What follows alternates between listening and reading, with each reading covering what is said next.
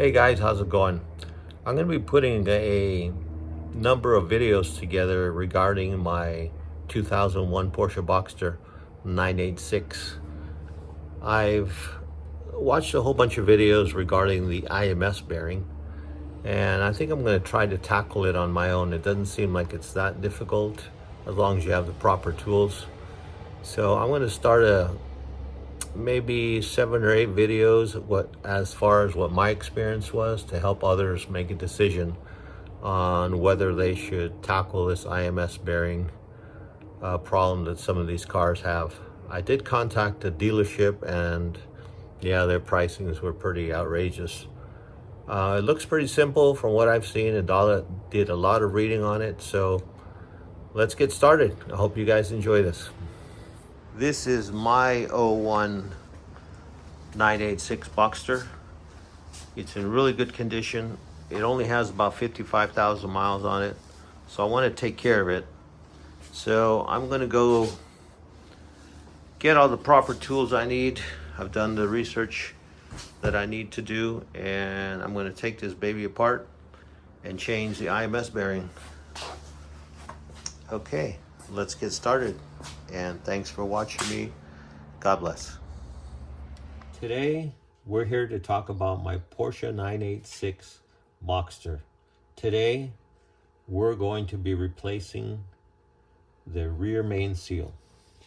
And in order to replace this rear main seal, according to Porsche, you need a special tool.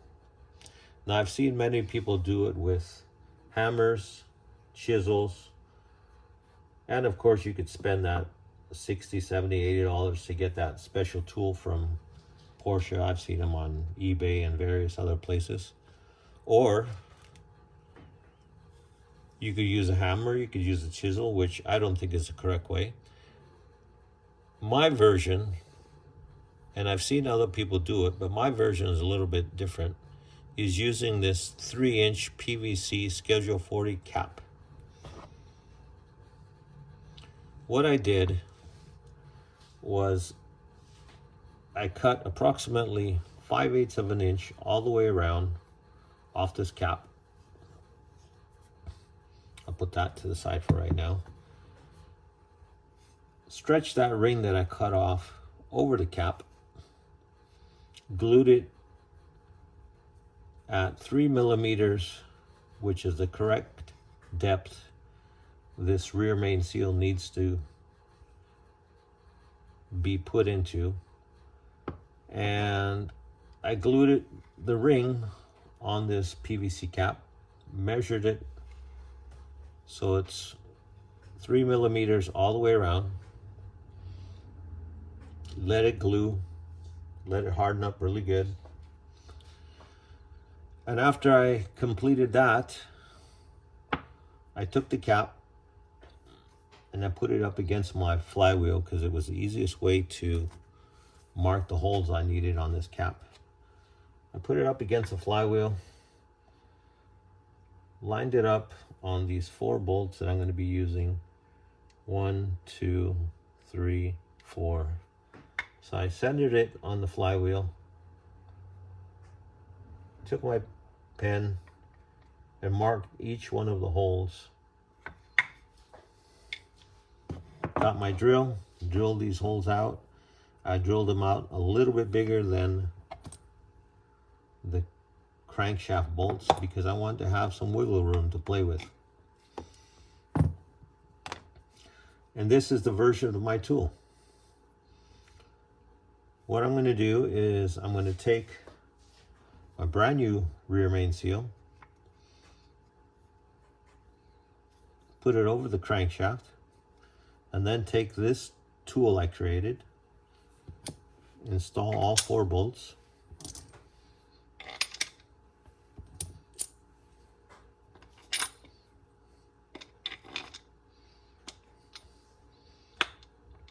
and one by one tighten them down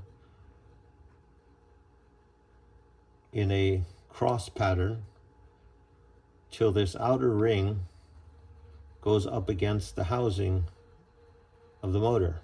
At that point, this will be at 3 millimeters in depth all the way around.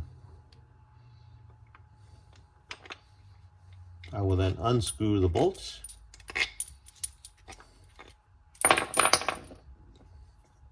Pull this tool I created off. Take my gauge and measure it all the way around. And I'm pretty confident that it will be at 3 millimeters exactly where it's supposed to be. On my next video, we'll talk about the solution I came up with for my intermediate shaft bearing repair. But for now, I hope you guys liked this video. I hope it was a little bit informative. I hope that it helped you guys out a little bit, saved you some money. And again, let me know what you think down below. Subscribe, and till my next video, thanks for watching.